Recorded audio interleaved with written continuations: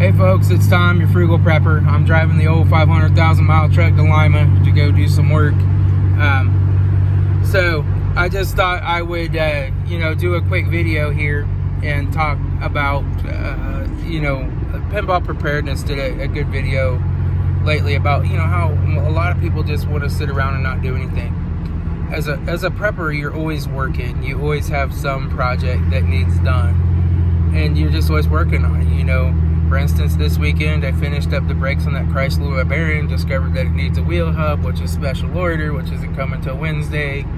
So that's still in my freaking driveway. I probably won't take on any more 1991s that have been sitting for a long time. Those things can really just get in your way and plug things up. But anyway, I'm in for a penny, in for a pound now on it. But I did that. And then I put fence up around the garden, or I'm putting a fence up around the garden, and so I'm going to have a row of real fence surrounded by electric fence. And I cut all the grass. I went to Lowe's and got my new tools, which I had to go to 2 different Lowe's out of town. That was a nightmare. Like, Lowe's is so crappy anymore. They just, ever since that Marvin or Melvin or whoever it was took over, that Lowe's is just in a race to the bottom. But they were the only place that carried that DeWalt, that new stubby impact 12-volt DeWalt, and so I had to get it from them. I bought plants for the garden. I bought some herbs for the front of the house. I pulled all the weeds out of the garden. I'm getting ready to rototill. But I got all the weeds cleared out around my potato plants where I left like 10% of my potatoes in the ground last year, so they all just kind of come back and grow on their own again this year. Getting the fence put up, it's just a constant, busy, too many things to do, not enough time to do them.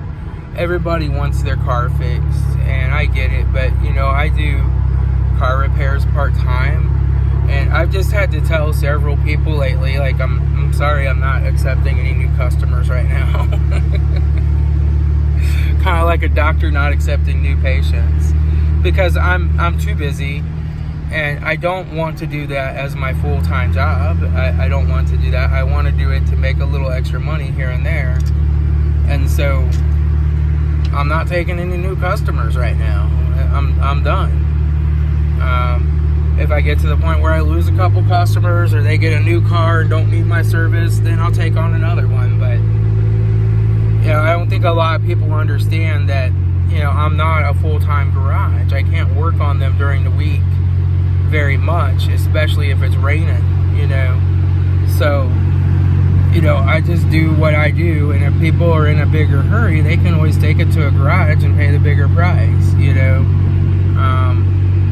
But I do what I can do, but I also have to invest my time in being prepared for anything that comes my way. And being prepared takes a lot of energy, right? And I'm not preparing for the zombie apocalypse or a complete, loss of the rule of law. I mean, that could happen. And, but I really think that what we're looking at is probably another Great Depression. We still had the rule of law during the Great Depression. But, I'm just being prepared for job loss, for another pandemic, for any of that kind of stuff. Just having some extra food preps, some medical supplies, some extra hand sanitizer and face masks, and knowing how to can. And gardening is a money losing proposition, right? I can go and buy canned green beans for 40 cents a can on sale. It's a lot cheaper than growing them and canning them yourself. But I garden because it's a skill that I need to work out and maintain, so that if I have to pump my garden to full production, I can. And I always try to improve. So So this year I'm improving by not just running the electric fence, because the groundhog had figured out how to get past that last year. I'm putting a real fence up, and I just make slight improvements every year. I spend a couple $100 or whatever it takes, make a slight improvement, and then I'm good, right? I'm good to go. And so now I'll have a garden that's going to be pretty groundhog proof, so I can grow and hopefully not have to worry about the competition. And then all I have to worry about is pests, fungus, and diseases. There's always something that comes along and takes you by surprise in your garden. So if you're just one of those people that have an old rototiller and a couple packs of seeds, and you're like, hey, when the stuff hits the fan, I'm going to put out a garden, you should probably really figure that out. I use the Mittlighter gardening method because I can store the nutrients. So I have 5 to 6 years worth of nutrients for my garden stored. And I don't have to worry about the soil. I don't have to worry about building the soil because, in an SHTF event, somebody's going to eat the cows and the chickens.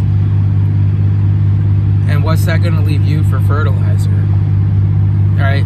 How do you store 6 years worth of chicken manure?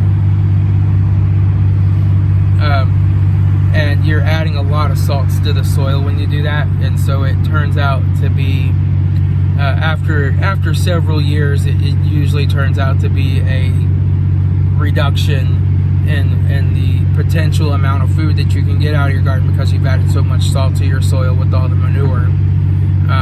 So you're really better off to just add the essential nutrients once a week that your plants need, and they grow to their peak production. That's my beeper for my airbag. My airbags are bad. Got a bad sensor or something, and then the light burned out, so now it beeps every once in a while. But you're always busy when you're a prepper, and you are a lot of times busy just practicing for when things do get really tough. If I do lose my job, then spending 40 cents on a can of green beans will be a much bigger deal, where I'd rather just grow them and can them and have them myself and save the 40 cents, right? If you don't have the money, you don't have the money.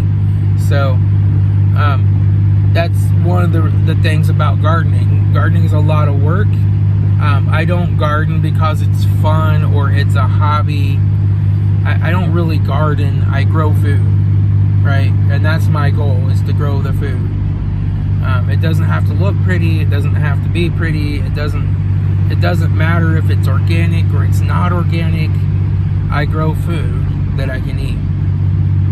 Now, I try not to use non-organic pesticides, but as far as nutrients, plants don't care if that nitrogen came from chicken poo, the rain, or natural gas. They don't care. It's the same chemical to them. It doesn't matter. But anyway, let this guy get out. Thought he was going to hit the gas. He decided to hit the brakes instead. But yeah, just keep on keeping on. You're going to have a lot of people that just sit around and watch television and basically do nothing. And you just have to let them do their thing. And when they show up at your house, if you can help them, when they need help, you can help them. But if you're not in a position to help them because you need the stuff for your family, you have to turn them away. But anyway, I'm gonna get off of here and focus on driving, and I'm getting the hiccups. I don't know why. Probably because I ate some breaded chicken nuggets, and I really shouldn't eat those. Now my stomach's all like, wait. Anyway, I'll talk to y'all later. This is Tom, a Frugal Prepper.